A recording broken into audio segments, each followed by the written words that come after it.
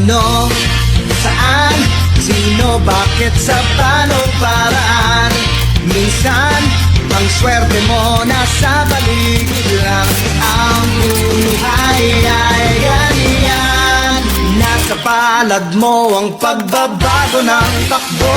At walang mangyayari kung hindi mo susubukan. Magbukas ka ng isipan, kahit araw may natututunan. Di mo lang alam at di mo maintindihan, lahat ng nangyayari sa buhay natin ay may kanya-kanyang dahilan.